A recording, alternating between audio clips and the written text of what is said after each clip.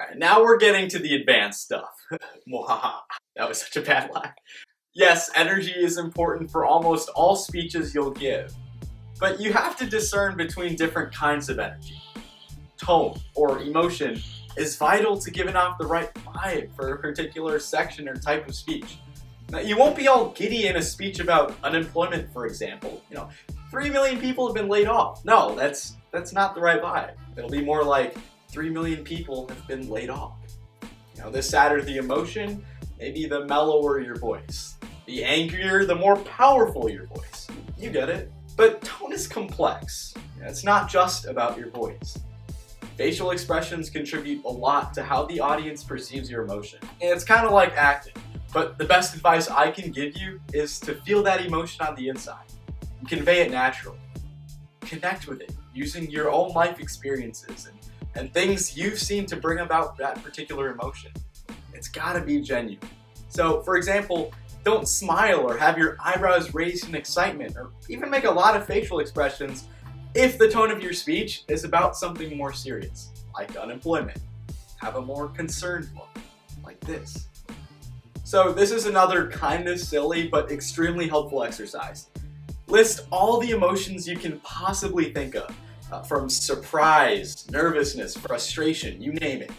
After you're done, say ham sandwich over and over in each emotion, ideally into a mirror, till you feel like that tone is really coming across. It's interesting because ham sandwich is a totally random word, so you have to work to conjure up feelings on the inside. Figure out how you might want to use facial expressions and vocal contrast to convey all those emotions. So we've been pretty focused on your voice, and we haven't really talked about the rest of your body. People kind of do like this thing or this kind of thing, and sometimes even this. Okay, maybe that's just Bernie Sanders. The most important thing here is to not distract us from your beautiful voice. And this applies to a lot of things, speech related. Don't distract us from your voice. Don't wear unusual clothes or unusual jewelry or makeup. Keep your body in check so the spotlight is always on your speaking. That said, you can utilize the rest of your body without taking attention away from the speech to emphasize your main points. So don't fidget with your hands or twirl your hair or anything like that. Just keep them at your sides and bring them up to gesture when you want to emphasize something. Kind of leaving them here like this is low-key awkward at first, but once again, it's one of those things that as a speaker, you think it's weird, but it really makes you come across as in control of things. So for gestures, keep them in this torso vicinity. Rule of thumb, because we love thumbs, pretend you're holding a big old beach ball. Most of your gestures will be here, not here or here. Also, vary them up. Gestures can get boring too, so just like your voice, you've got to keep the audience on their toes, keep them excited, and get creative with different types of gestures you can use to ingrain the ideas you're trying to convey in your audience.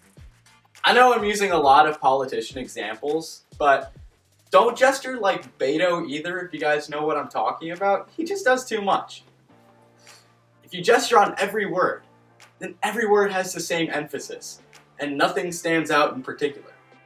It can also be overwhelming and distracting. So remember, your voice matters most. Gestures have to make certain phrases and words memorable to the audience. Now, you don't want your gestures to be choppy or have your arms swing when you put them down. You just want them to flow really well, like your hands are in water. Oh, Avatar. Everything changed when the Fire Nation returned. So a cool exercise to work on this: put light weights, or even water bottles work, in your hands and practice gesturing while speaking. It feels a little bit different, but once again, an extreme. It makes you conscious of all your gestures. The interesting thing is, when you put them down, it's a little bit more flowy and smooth. So, I want you to tell me this. What are your 3 favorite foods and why? Answer this once with the items in your hands. Record yourself on the second run without those items. When you watch yourself, watch for the control of your body, as well as the flow and creativity in your gestures.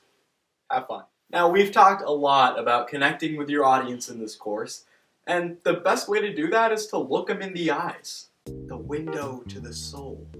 It'll make them feel acknowledged. While you're speaking, if to only one person, look them in the eyes the whole time. It feels uncomfortable, but it's big eye energy. I don't know, I guess that's one way to put it. If you're speaking to a group, look each audience member in the eye for maybe 3 to 4 seconds. A general rule of thumb is to look at each audience member for a sentence or two and move on to the next person with your thought finished. It makes everyone feel like you care and they're here to listen to you. So practice speaking with a group of practice speaking with a group